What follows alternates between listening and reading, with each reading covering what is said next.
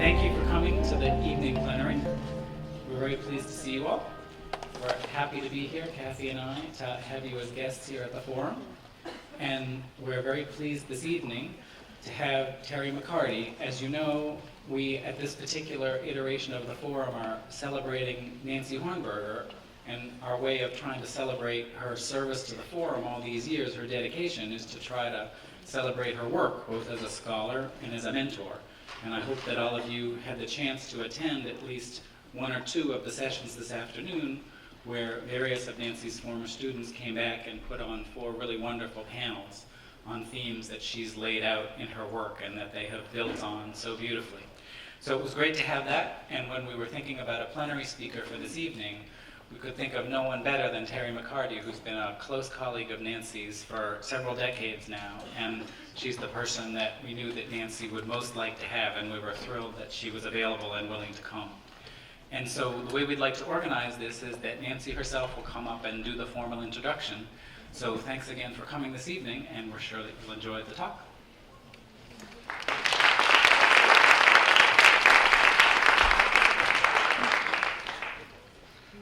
Thank you. I want to first of all thank Stanton, Kathy Hall, who's somewhere here. There she is. Rachel Skrlaklo, Rita Harvey, who are the core group for making this forum happen this year. And not only did all the hard work that entails, but also did all this special stuff for me. It's pretty amazing, and I've just been on cloud 9 all day.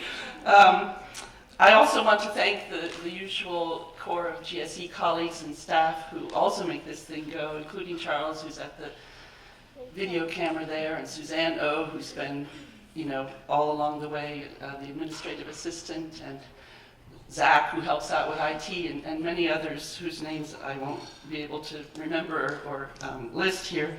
And I also want to thank, Stanton mentioned my students, so many students who have prepared and participated and come all this way to put together this amazing set of panels that I had the pleasure of hearing today, and that have been recorded for all posterity for me, thanks again to Kathy, so thank you. Also my sisters, some of you have met my sisters, my sister-in-law, my family, my husband, my daughter who just arrived, my son, my granddaughters, who have come to celebrate with me and with us. So I'm really touched and honored by all this gratitude. It's making me very grateful. It's a wonderful honor to welcome and introduce Teresa McCarty as our plenary speaker tonight. Professor McCarty has so many distinctions, accomplishments, publications, it would truly be impossible to recount even a 10th of them right now. Here are a few. Just last October, she gave AERA's, that's the American Educational Research Association's, 2015 Brown Lecture in Washington, D.C. This is an annual invited public lecture commemorating the 1954 U.S. Supreme Court Brown versus Board of Education decision. And it's an invited lecture given by a distinguished scholar notable for producing significant research related to equality in education. In Terry's case, her phenomenal scholarship and leadership in Native American education and language revitalization. Professor McCarty has devoted her career to working collaboratively with Navajo and other Native American educators, and she also writes up this work beautifully. Two books I can name that are, as representative of this are her 2002 A Place to Be Navajo, and her 2013 Language Planning and Policy in Native America. 2 books that are groundbreaking, paradigm shifting, anything you can think of. They're just, and beautifully written. She's an indefatigable writer and advocate, often in collaboration with her Indigenous colleagues. She has published more than 100 referee journal articles and book chapters. She's authored and edited more than 15 volumes. The topics are Native American Indigenous language and literacy, Indigenous language revitalization, Indigenous education, and she's still going strong. What's more, I can personally attest from many years of collaborating with Terry that she is an absolutely meticulous author and editor. Every word, every phrase, every sentence, every citation, every quotation is carefully thought through, checked, and rechecked again. The result is wonderfully readable and invariably insightful, illuminating, and instructive writing. Another for accomplishments, or like the distinctions we can list beside her name, is her co-directorship from 1989 to 2004 of the American Indian Languages Development Institute, along with Ofelia Cepeda. That institute has had tremendous impact not only on Indigenous educators and Indigenous language development, but also on national policy relating to American Indian languages. As professor at the University of Arizona, Arizona State, and now UCLA, Terry has mentored countless students, served as department head, interim dean. She's served in innumerable leadership roles in both AERA and the American Anthropological Association, especially the Council on Anthropology and Education. She served as the editor of the Anthropology and Education Quarterly. She was president of the council, and much, much more. Terry and I go back a long way. I first met her through her 1984 dissertation. Many of you have had that experience of meeting someone for the first time through their writings and just feeling like you know the person based on that writing. And that happened with me with Terry McCarty's dissertation on bilingual education at Rough Rock. I was just designing my new course on bilingual education here at Penn and looking for ethnographic studies, of which there were exceedingly few in those days. And hers was one of the ones I found, which, by the way, was very hard to retrieve. This was, before the days of internet access and email and all those things. But I think I got it eventually through interlibrary loan, and which is still around. Thanks. And I tried to track her down, but at that time she was working as an education specialist in the Indian Education Unit at the Arizona Department of Education, as I learned later, building on her earlier work as curriculum coordinator and specialist at the Navajo Nation Rough Rock School. So I never did find her at that time. I little dreamed that we would meet a few years later and go on to become close colleagues and collaborators. We have worked together as co-authors, co-editors, contributors, co-organizers, co-presenters, making visits to each other's schools to speak in each other's classes, nominating and recommending each other for various awards and responsibilities, emailing each other notes of encouragement and admonishments to not work so hard. Terry is currently professor of education and Neller Chair in Education and Anthropology at UCLA, a chair she inherited from its first incumbent, who's with us here tonight, our own Fred Erickson. There's another forum connection I want to tell you about, and that will be, I'll finish with that. Terry and her Navajo colleague, Galena Dick, were Saturday evening plenary speaker conversationalists at the very first forum that I was responsible for convening in 2000. Inviting them reflected several of my goals over the years in choosing speakers: to infuse issues of language and multilingualism, to include perspectives from Native American and Indigenous scholars, and to model a vision of research and practice as reciprocally and integrally connected. Terry's co-presenter, Galena Selsdick, now deceased, was a native of Rough Rock, a bilingual teacher, and at that time director of the Rough Rock Community Schools pre-K through 12 bilingual bicultural program. Galena and Terry co-authored several articles on Navajo language renewal and on their experiences at Rough Rock, and one that I got to know well was a chapter they contributed to my book, Indigenous Literacies in the Americas.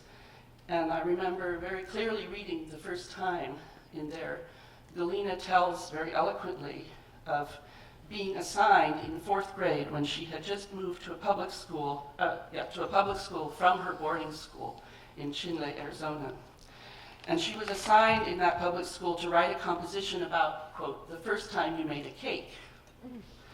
And she writes in this essay of the cultural assumptions and conflicts that this seemingly simple task highlighted for her. Terry and Galena traversed many episodes in the life of the Rough Rock Community School and of Navajo renewal, and our conversation that night was intended to reflect on that.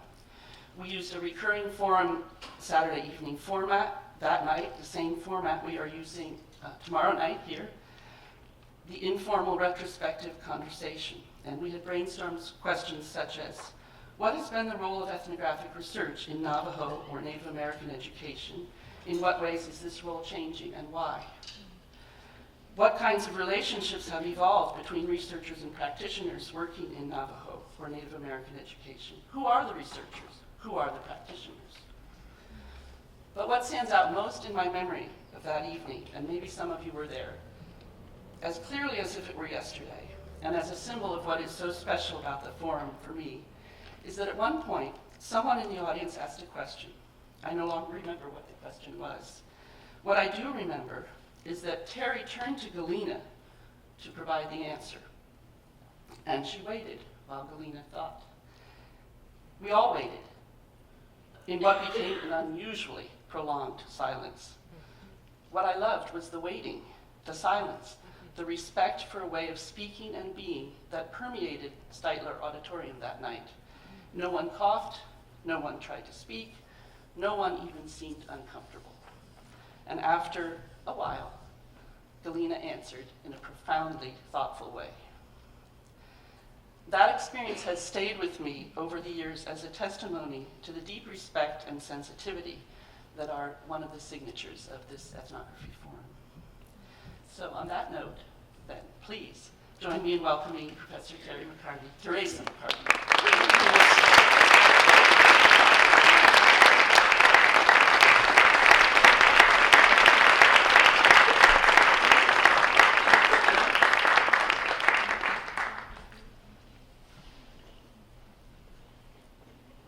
Good evening, and Nancy, what can I say? Those words are precious to me, and much more than is deserved, and I just thank you for all the thoughtfulness of that very kind and generous introduction. And I want to thank all of you for coming out, for staying or coming out, or whatever it was tonight. This is the first time I think that I've ever given a talk after a wine and cheese reception. So I hope you're all feeling really happy. What an amazing day, what an amazing event this is. And I just did something wrong here. Let me go back. Sorry. So I too want to extend my deep appreciation to Kathy Hall and Stanton Wortham for inviting me to this year's forum, and to Rita Harvey and Rachel Skurlock. I'm not sure if I'm pronouncing that right. Thank you. Okay. Just been great as the coordinators, and David Hunt, who's been my wonderful GSE guide. David, are you out there? There he is, yes. He's been making sure I show up where I'm supposed to be, and I'm not where I'm not supposed to be. And Charles and Dominic, who have my technology back here, which is very, very reassuring. It's a profound honor to be at this forum with its deep history in ethnographic traditions, guided by a commitment to diversity and social justice, and to be here this year in particular as we honor our dear colleague and friend, Professor Nancy Hornberger, who has lived just that kind of ethnographic life. Thank you, Nancy, for all you've given all of us. Multimodal literacies and monolingual policies, lessons by and for we who imagine multilingual schools. Well, all of us familiar with Nancy Hornberger's work will recognize immediately the Hornbergerian influences on this title. I've been practicing that adjective.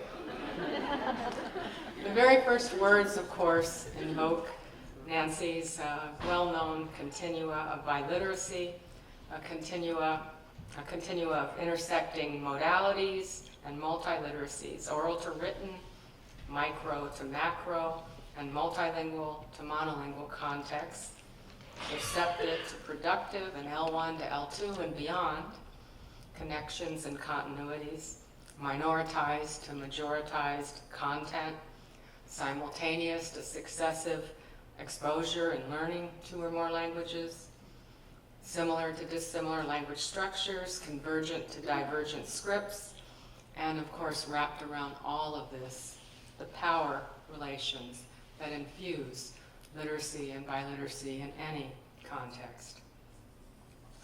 This complexity and multiplicity stands in contrast to many policy regimes around the world, particularly in the United States, a contrast that has been taken up in Nancy's and others' work, including the mentor of mentors, and I think Nancy's mentor, Del Himes, who described the USA's multilingualism as, quote, terra incognita in terms of language policy.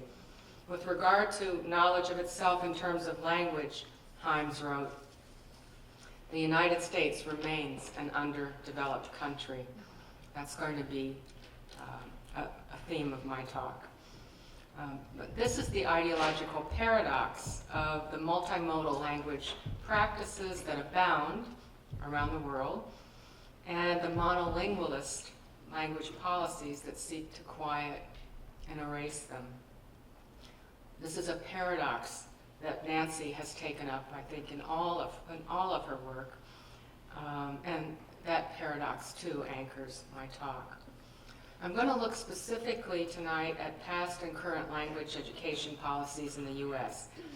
and the enduring culture of poverty logic that characterizes them, including recent, quote, word gap regimes that those logics have spawned.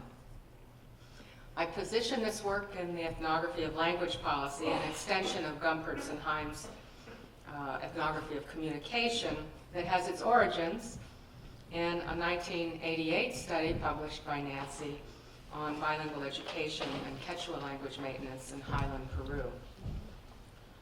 Is that the speaker or is that? Oh, okay.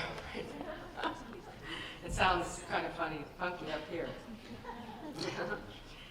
So a driving question in this work is how language, humankind's commonplace meaning-making tool, gets constructed as a resource or a liability in children's schooling. So the questions: what counts as language and literacy in school? Whose languages and literacies count? By what measures? And who gets to measure? Education policies reflect and produce these constructions. This includes explicit de jure policies such as the No Child Left Behind Act in the United States and its heir, the newly authorized Every Student Succeeds Act, or Esea. But equally important, and what an ethnographic lens brings into sharp focus, are implicit de facto language policies, the complex social practices, ideologies, and attitudes that regulate people's language choices and behaviors in pervasive, everyday ways. So let me give an example of this from my own work. Consider the Navajo-speaking child who, after a few months in an English preschool, begins to respond to her parents' Navajo initiations in English. The parents reinitiate in Navajo. The child responds in English. Out of love and concern for their child, the bilingual parents switch to English. I'm sure many of you in this room have observed this. This is the point, says Lily Wong Fillmore, when parents come face to face with a pivotal factor in intergenerational language transmission, a factor that is salient only when the home language is a non-dominant or minoritized one, and that's linguistic inequality. These intimate family language choices exemplify unofficial, implicit language policymaking, and this policymaking shapes children's life trajectories in profound ways, how they'll identify with their heritage community, the kinds of learning resources available to them in that community, and whether a heritage language will be sustained or lost in future generations. But as Nancy Hornberger's work in Peru shows so powerfully, implicit policymaking like this can only be understood in the context of the wider social, political, and economic forces that structure language hierarchies. So how is it that, by the tender age of 4, a bilingual preschooler internalizes the societal message that one language is privileged over another? And so the Ethnography of Language Policy asks, how do implicit and explicit education policies structure linguistic inequality? And how is linguistic inequality organized along lines of race, social class, gender, ability, and other axes of social difference? To address these questions, I'm going to develop 3 themes in the next 40 or so minutes. First theme, policy logics. How do official policies shape ways of thinking about language learners, language problems and solutions, and with what material consequences? Second, language practices. What do we know from ethnographic research about diverse, non-dominant children's communicative repertoires and their home and community linguistic ecologies? And how does this research square with official policy logics? And third, policy interventions. How can we use this ethnographic knowledge to inform language education policies that promote diversity, equity, and justice? So let me turn to the first theme. And to illuminate that theme, I'm going to use it as an example the 1965 Elementary and Secondary Education Act in the United States, the ESEA, now Esea. At 1,061 pages, still the most massive federal intervention in education in this nation's history. And here I'm going to draw on the work of Sandra Stein in her wonderful treatment of ESEA policy development published in 2004, where she looks at it in a critical fashion as a sociocultural process, or what Bradley Levinson and Margaret Sutton have called policymaking as the practice of power. So Stein argues that the narrative elements of any policy, the scenarios and argumentation upon which a policy is based, construct logics about those the policy is designed to influence, the behaviors that the policy seeks to regulate.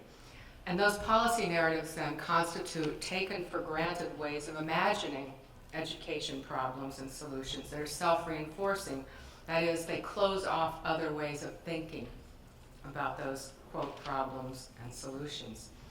In so doing, the policies construct kinds of subjects, what James G. calls kinds of people. But policy narratives don't just write themselves. They don't spring up from something outside of human control. They're socially constructed, of course, in particular historical contexts. So in a particular historical moment in the United States, the mid-1960s, when the Johnson administration launched its war on poverty, and in the scholarly realm, culture of poverty explanations for economic and education disparities reigned supreme. The cover on the front is from a book that grew out of a 1964 conference called Compensatory Education for Cultural Deprivation. And this was really the reigning logic in academe to account for education disparities. As just one example of the hundreds that she examines, Stein provides this excerpt from an influential letter written by a man by the name of John Silber, who was then the chair of the philosophy department at the University of Texas. And he sent this letter to his state senator, the powerful Democrat, some of you will remember, who helped push through the ESEA, Ralph Yarborough. So the letter, which Yarborough read on the floor of Congress said in part, "The inability of the desperately poor to profit from educational and economic opportunities derives from the fact that they're partially retarded by lack of verbal stimulation. That is the normal part of the childhood experiences in middle-class homes." Remember this, I'm going to come back to it. But Silber went on then to racialize his sense of normalcy, claiming that children born into Negro families and families whose native language is not English are not sufficiently stimulated verbally to compete successfully in the public schools, whose programs are designed for English-speaking children. This is just amazing evidence, I think, of the ideologies that were rampant at the time, but as I'm going to discuss, that are still rampant in public and policy spheres. So over and over again, Stein shows students are described as deprived, their mothers as deficient, and their communities as pathological. Scholars and politicians colluded, she says, in seeing culture as the foundation of poverty, with government intervention through the transformation of the policy subjects, moms and children, as the solution. Just as important, though, is what is not said in this policy narrative, and that is, of course, the racializing and economic and political forces that create poverty in the first place.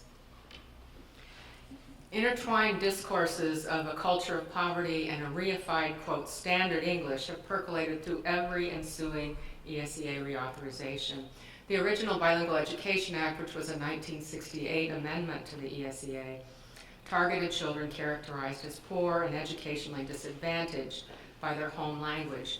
And as our beloved and late colleague Richard Rees was quick to point out, the BEA was never about developing any language other than English. It was not about developing genuine bilingualism, and has since, as we know, been renamed the English Language Acquisition, Language Enhancement, and Academic Achievement Act under NCLB. The purging of the word bilingual in the ESEA has not changed under the new ESA. The current policy narrative bonds race, poverty, language deficit, and immigration status, as illustrated by this policy excerpt. And although ESA has replaced the LEP, Limited English Proficient label, with the term English Learner, the label English Learner still emphasizes what students lack, not what they know. And as the working group on ELL policy, led by Kenji Hakuta and Robert Linquanti points out, this is the working group associated with the ESA. They say that ESA remains silent in addressing the value of bilingualism and biliteracy, not only for English learners, but also for language majority students. So it's definitely a lopsided continuum. Well, ESEA programs have unquestionably had positive education benefits for underserved students, but we have yet to shake the yoke of the culture of poverty from U.S. policy discourse. As in 1965, the Academy continues to be complicit in this. For example, a 2010 issue of the Annals of the American Academy of Political and Social Science, one of the most prestigious scholarly organizations in the world, published a special issue entitled Reconsidering Culture and Poverty. And that issue received a full congressional briefing and a New York Times write-up headlined, Culture of Poverty Makes a Comeback. The article opened with this resurrected 1952 photograph of an African-American youth appearing to dart between deteriorating inner-city housing in a debris-strewn alley, while two small children sort through trash nearby. Now, after decades of silence, the caption reads, scholars are conceding that culture and persistent poverty are enmeshed. So what are the material consequences of these policy logics, the naturalized ways of seeing and not seeing social problems and solutions? Well, one effect, as the ELL working group points out, has been to preclude the cultivation of genuine bilingualism, multilingualism, and multiculturalism as a national policy goal. Why not have that as a national policy goal? But that flips the whole logic on its head. And this disadvantages non-dominant as well as dominant language learners, but non-dominant learners are doubly disadvantaged by the English standardized tests used to measure which languages and literacies count, and the curricular remedies prescribed for test underperformance. So we are now in an era of word gap logic. Are you familiar with this? Okay. So the idea behind this logic is that the measure of children's language development is the number of dominant English, and I say dominant English, but some people use standard English, but dominant English words, because there's a power dimension there that can get elided when we use that word standard, that children bring to school. So the original study that's cited in support of the word gap logic was published in 1995 by two psychologists, Betty Hart and Todd Risley, and it was entitled Meaningful Differences in the Everyday Experience of Young Children. So what they did, they and their team of researchers spent 6 years doing one-hour word counts in the homes of 42 families of differing social classes in Kansas. And as you see in this statement that opens their book, this study, which has been replicated multiple times, is described as quote, scientifically based, and which also informs a host of current family literacy intervention programs, is explicitly based on a culture of poverty logic. So according to these researchers, I'm quoting now, the data revealed that the most important aspect of children's language experience is its amount. Some parents said more than 3,000 words to their children in an average hour together, they say, and others said fewer than 300 words. So children from poor, immigrant, and working class families enter school behind their white middle-class peers, when you add all of this up, by some 30 million words. That's the claim they make. Hence, we have projects now like the 30 million word project. So let's go back to that letter by Professor John Silber, read in 1965 on the floor of the US Congress, about the reason, the alleged reason for the inability of the desperately poor to profit from educational and economic opportunities. And we see a parallel in 1995 that goes on to present-day logics behind these programs. So let's think about this for a minute. I consulted the Oxford Dictionary, and Oxford is supposedly the authority on the English language. And the Oxford Dictionary experts say there's no sensible answer to the question of how many words there are in the English language. No sensible answer. In fact, the most recent Oxford English Dictionary records a total of 171,476 English words in current use, and 47,156 obsolete English words, about a quarter million English words altogether. So how do we get from 250,000, even if somehow we fed all these 250,000 to kids from birth to age 3, to 30 million by the time they get to preschool? Excuse me. And then there's the problem of how the words are counted. Is dog a noun or a verb? My dog Layla is naughty. She's really naughty. That creditor won't quit dogging me. One word or two? Whose words in what language count? And by what measure? Does silence count as a culturally patterned way of knowing? So aside with the methodological problems with this research, its overt culture of poverty logic has enormous material effects, constructing poor children, children of color, and their families as failed and dysfunctional, while shielding from scrutiny the racial, social class, and power differentials that enable this kind of, thank you, Nancy. I actually have something here. There's not. I'll just take a sip here. Thanks. It helps. Let me go back on that sentence.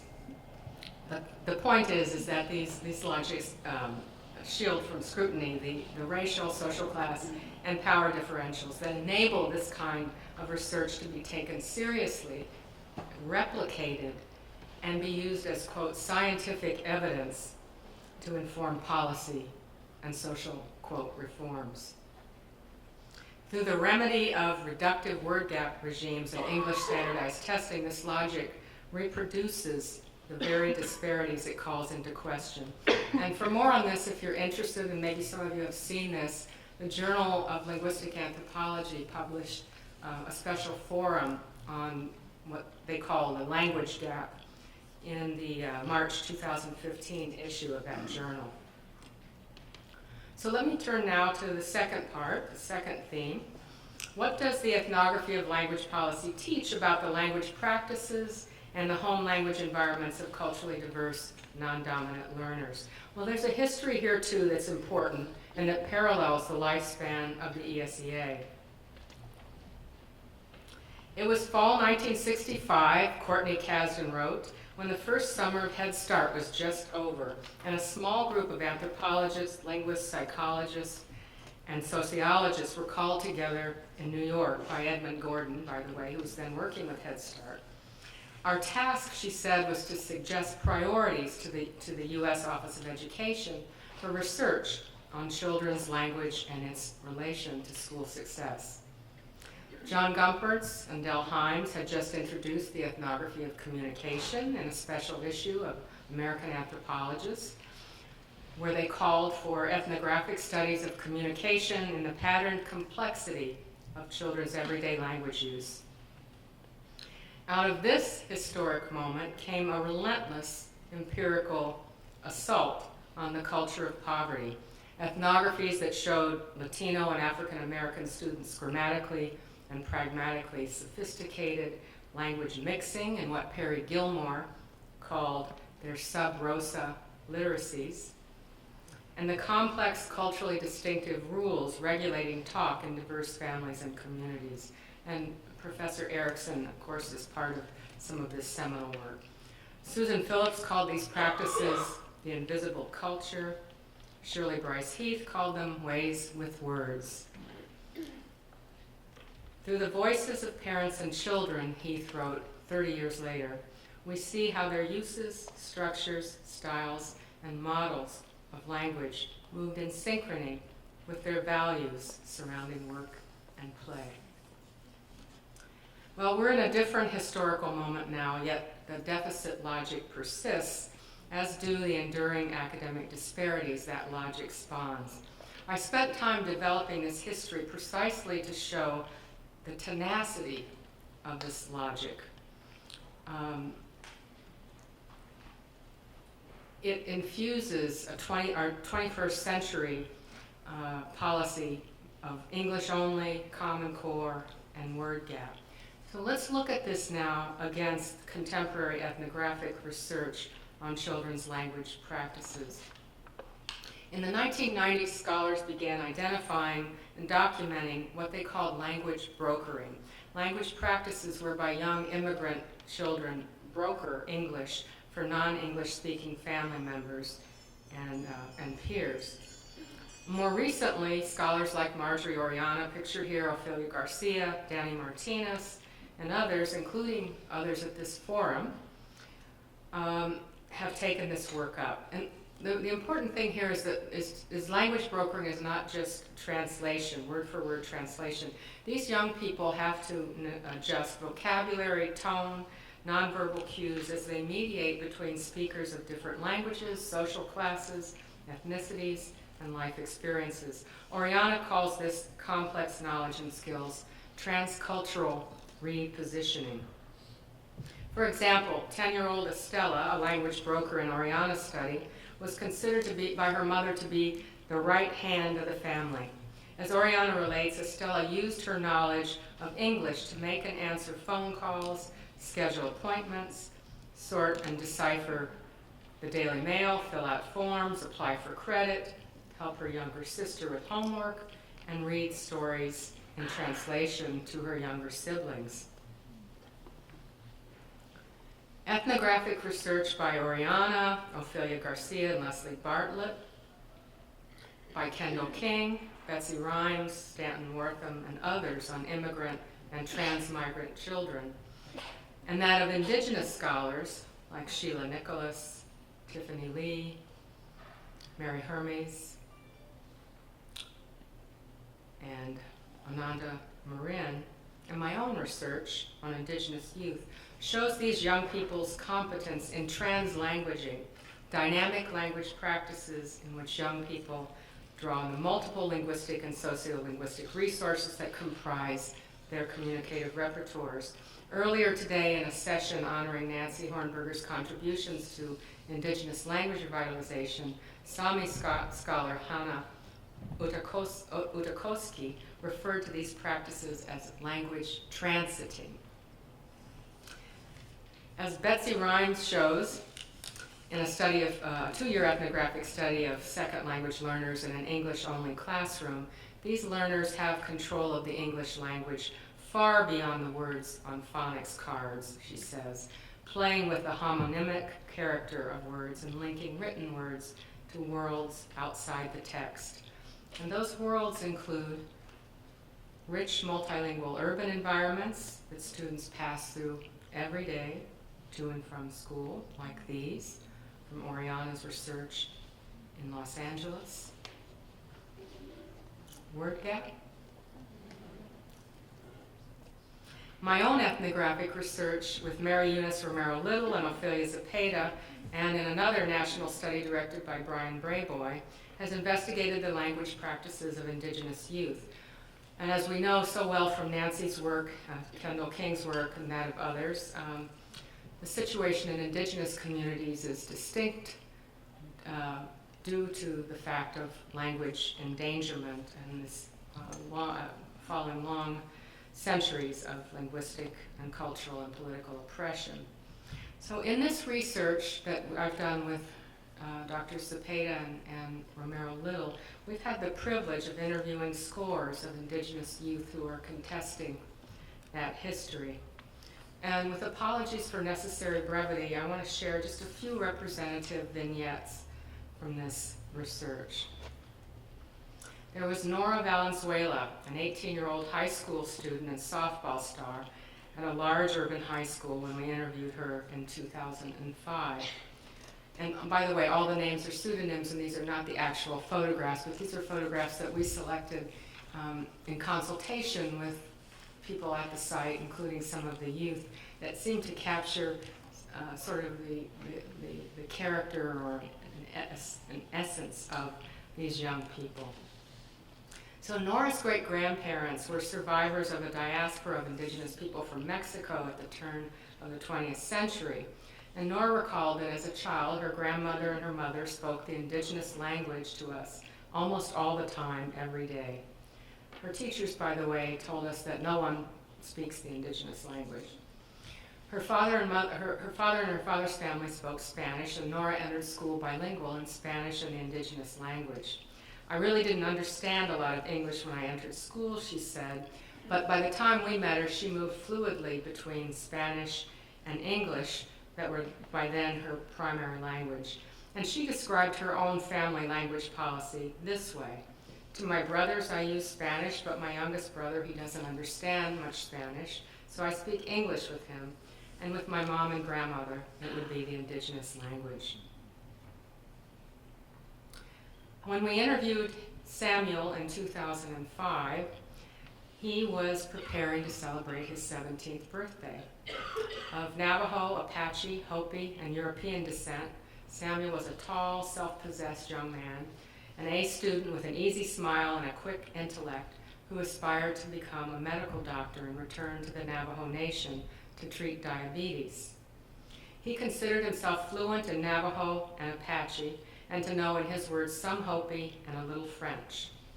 Spending time with his grandmother, who was a retired school teacher, Samuel learned to read and write Navajo using her Navajo language Bible. His grandmother also taught him to read and write her native language, Apache.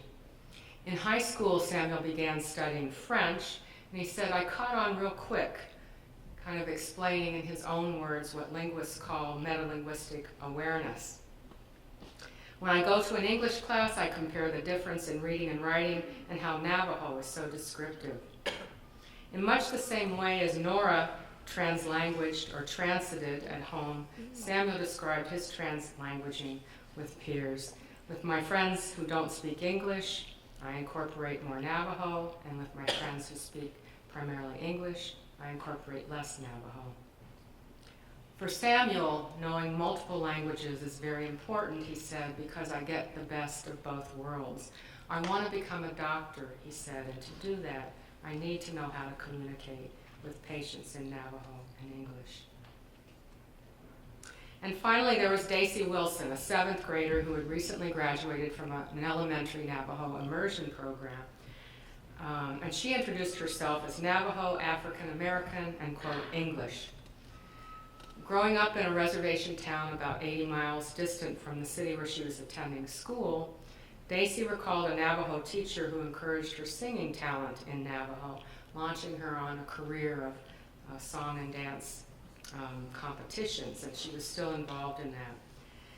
She was teaching Navajo to her younger sister, who was scheduled to enroll in the Navajo immersion program, and she said, "I bought her little baby books, and I read them to her, so that way she'll know some Navajo when she goes to school." It's cool for us to learn Navajo, because not a lot of kids that are Navajo get a chance to learn. These are just a few examples, but they're representative of what our ethnographic research reveals. Word gap. These young people have a lot to teach us about gaps in researchers' understandings and the flawed logics behind monolingualist assessments of what and whose languages and literacies count. As Nancy Hornberger and David Cassells-Johnson write, this kind of ethnographic monitoring, to use Dalheim's words, helps uncover the voices that might otherwise be silenced or obscured. And in these young people's actions and their words, we glimpse the dynamic, multi-layered, multilingual, multicultural worlds that they transit every day from home to school across geographic and cultural space, taking their heritage language practices and loyalties with them, adding new language practices and varieties to their communicative repertoires. And they attest to the tremendous linguistic, cognitive, and transcultural strengths young people bring to school, and what is forfeited when education policies misrecognize and fail to nurture those strengths. I come now to the final part of my talk. How can we use this knowledge gleaned over generations of ethnographic labor to promote education policies based on the logics of inclusion, diversity, and justice?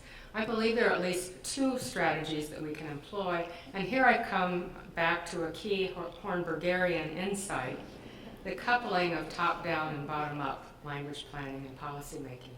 So from the top down, the new ESEA does leave some official policy openings. There's more flexibility in measures of achievement and who does the measuring, although it's not at all clear that allowing states greater control, which is what the policy does, will serve non-dominant students well, especially in language restrictionist states, and their numbers are growing.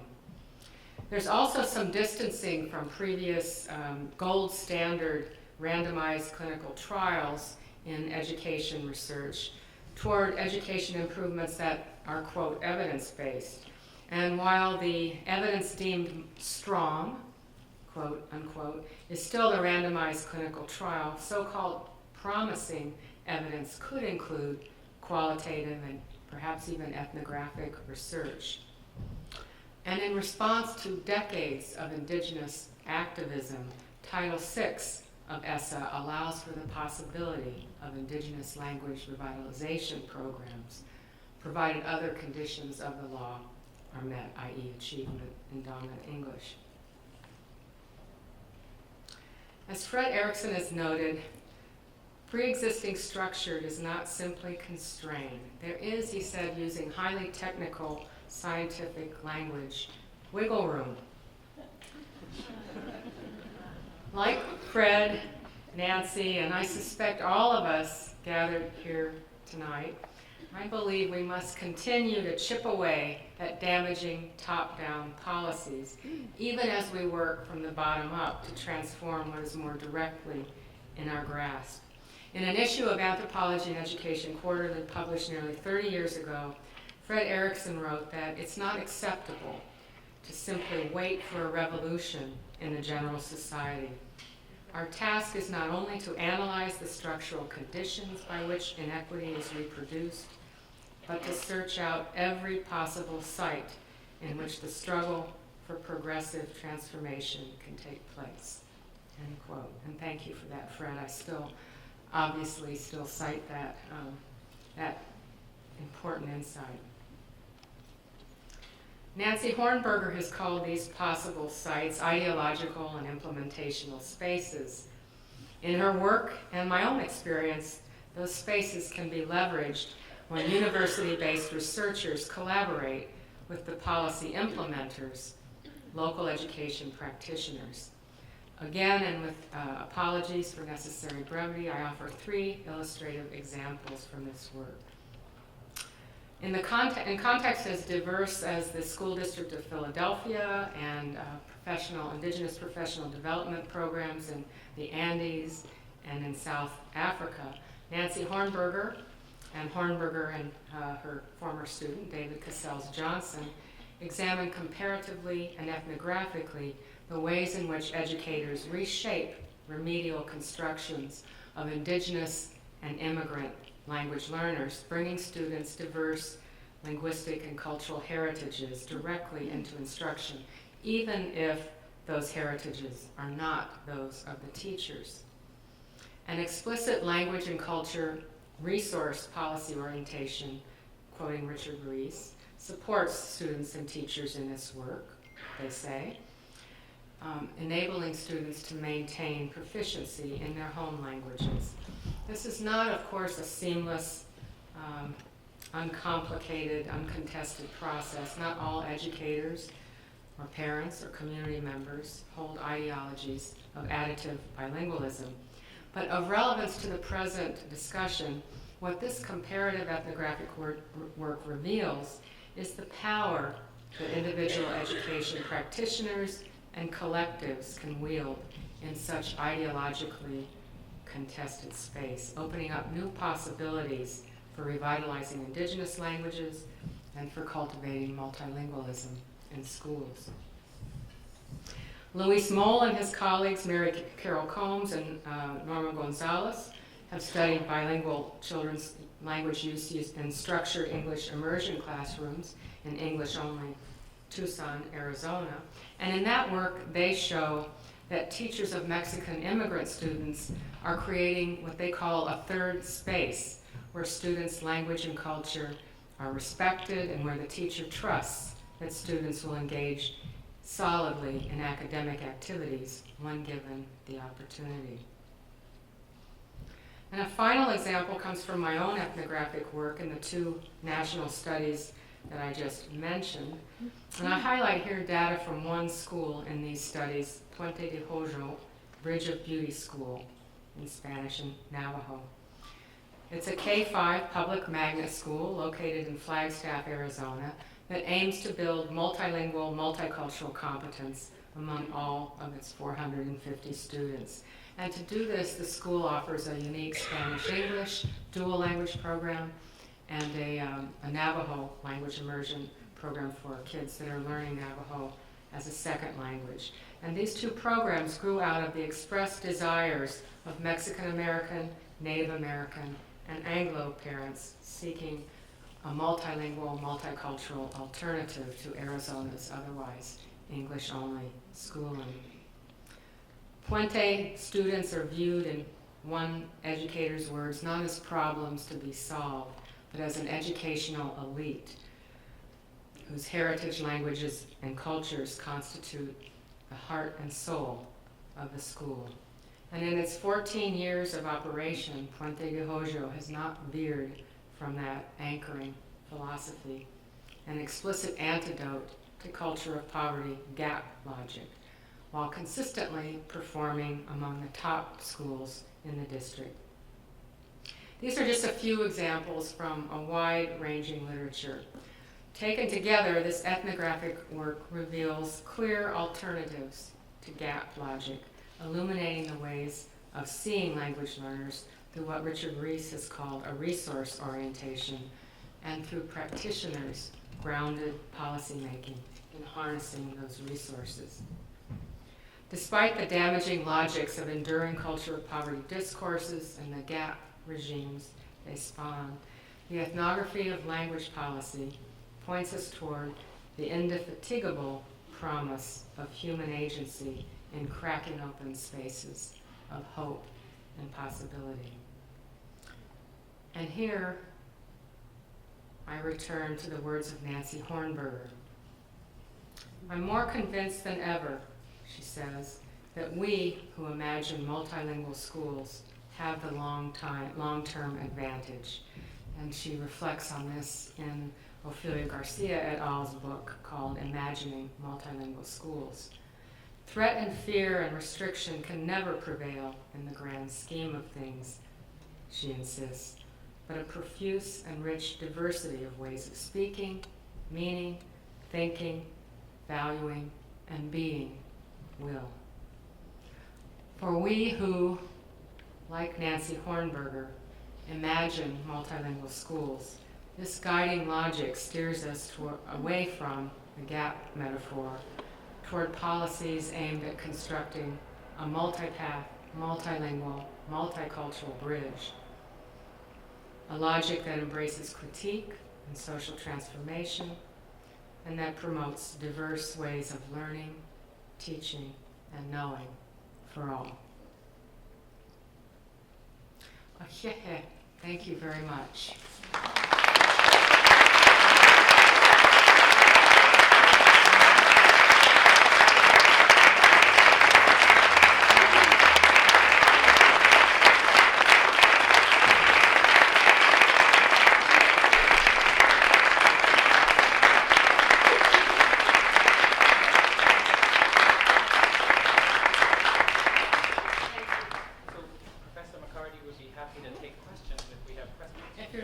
Just limp from being here for 12 hours or so today. There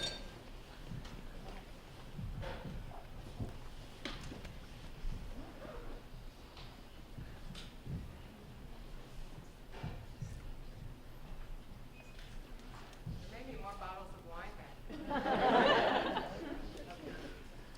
Yes. Sorry. Yes, please. Someone had a hand up back there? I just had a question.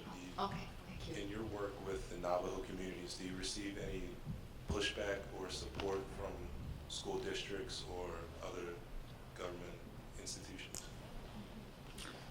Pushback. I think pushback is always there in this kind of work, wherever we do it. Navajo and Native American communities, like all communities, are not monolithic entities with where everybody has the same idea about how things should be done. And parents want their kids to do well on those darn discriminatory tests. They want their kids to be successful in school. So I would say that pushback, it's certainly yes from the top-down policies. I remember teachers who were in a school that was under mandated, it's called school correction status under NCLB, and they were required to implement this scripted curriculum. And these were veteran teachers who were extremely skilled, and they were basically doing word calling.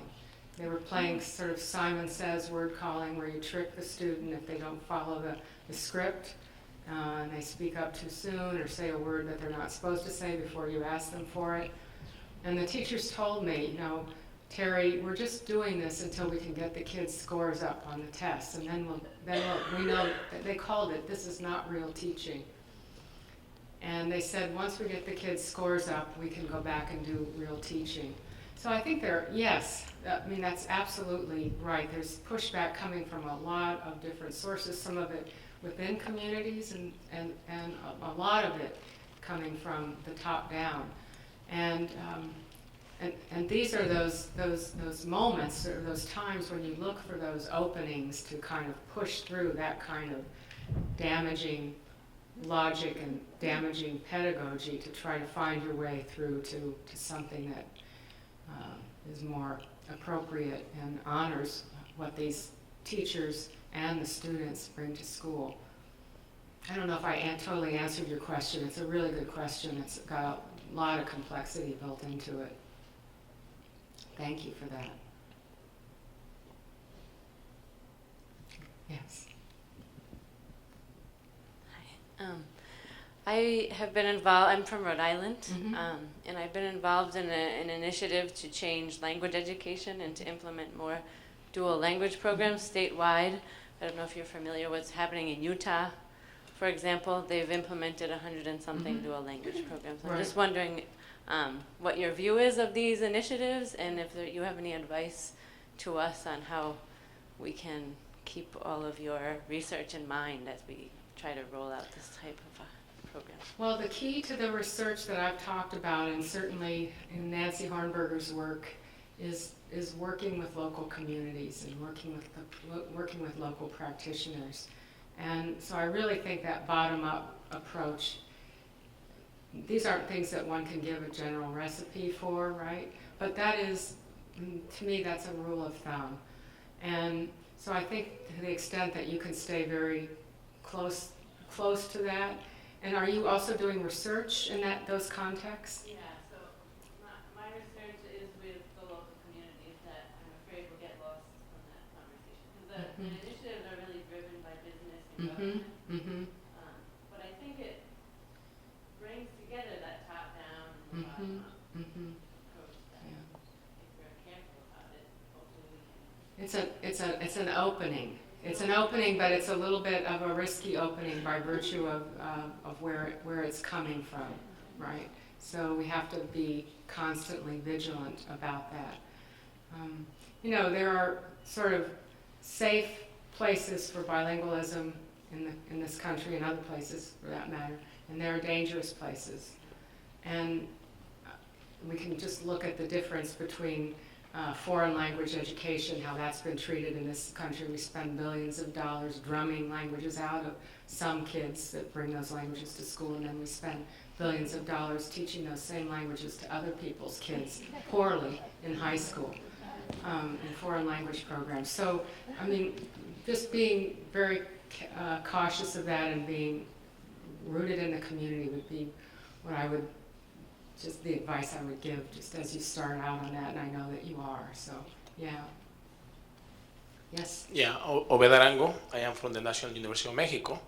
In the 2000s, I did research among the Mapuches, indigenous groups in Chile. Under the dictator Pinochet, the Mapuches and the Mapurulungu was very much neglected, and it was the idea that it has to disappear. But it was through the textile workers, the women, working together, that when President Lagos came to power, the textile workers started to work and develop gatherings, and then the Mopurulungu started to return until the point that today they have bilingual schools in Curigüe and in Temuco.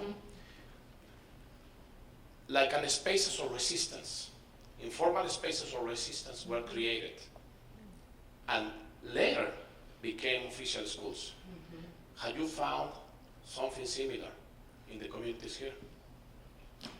Well, I think I'm not exactly like that story that you tell, but in the 1960s, as this ESEA policymaking was going on, there was also, of course, the civil rights movement was going on, and in Indian country, Native American communities, there was a very strong kind of resurgence and development of this self-determination movement, where in the school that Nancy mentioned that I worked at, the Rough Rock, it was called the Rough Rock Demonstration School. It was the first Native American community in contemporary times to take control of the local school. And that sort of started a whole path of this self-determination movement.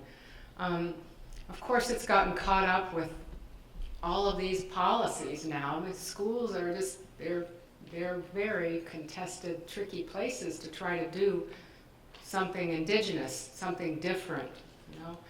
But so I think that's, that movement, that self-determination movement, which is still, I think, going strong. And schools have been a prime place for that. For better or for worse, schools are a place where children spend a good portion of their time, and to the extent that those schools for indigenous children can be indigenized, I think that's a very positive thing.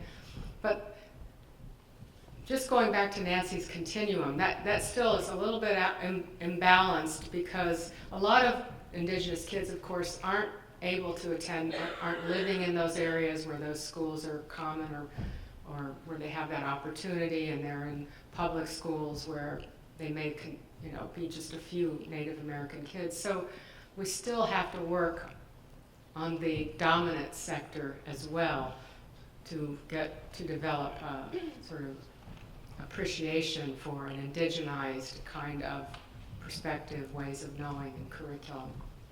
So that might be a parallel. I'm sure that other people here in the audience might have other suggestions about that. But thank you for sharing that. I have a question about, so I think what you said was really very true about these ideologies about the culture of poverty, and even bilingualism or multilingualism as a liability almost for students in their educational pursuits. And I'm curious a little bit about, you've talked about what we as educators can do, but also to support parents, especially parents who might have the idea that bilingualism or multilingualism is a potential, threat to my child's development. What suggestions or thoughts do you have so that we can help partner with parents and who are really instrumental in their children's development and education to put aside those ideas and those thoughts that are kind of thrown at them through all of these different channels? Yeah. Well, of course, there's a huge international literature showing the benefits of the cognitive and academic benefits of multilingualism. Kendall King has done some really nice work on this that's designed specifically for families and for parents. So it's readable. It's not in our usual scholarly jargon. And I don't know if you're familiar with Kendall King's work, but on that. But so I would share some of that. Sometimes it just helps to bring in someone from the outside to kind of validate what your own knowledge, your own professional knowledge and expertise and research. So I don't know. Maybe Kendall King could come in and talk to your parents, or some. You know what I'm saying? Something like that. Just to have sort of a fresh perspective. But the research is just so clear on the benefits of this, of well-done bilingual education programs. So I think it's talking with parents, it's sharing some of that work. And also, if there are other schools that are doing this kind of work, if you can bring in people from those schools, like the Puente de Hojo example, those people from other schools go to that school to see what they're doing. I mean, the kids are scoring well at the top on these English standardized tests, and yet they're being educated in a language that's not their first language. So, so bringing in other experts like yourself from other places to talk with parents, or getting parents to go visit, that kind of thing, I think that can be helpful too. We really have to work hard at sharing our stories. And our daily lives make that sometimes just very, very difficult, but the stories are out there. And I think stories are some of the best ways to teach, right? To hear from other people that are doing something like that. So we're going to need to wrap up this evening. Before closing and thanking Professor McCarty one more time, I just would like to remind you that tomorrow evening at 6:30 we'll be having a special event. It will be the evening less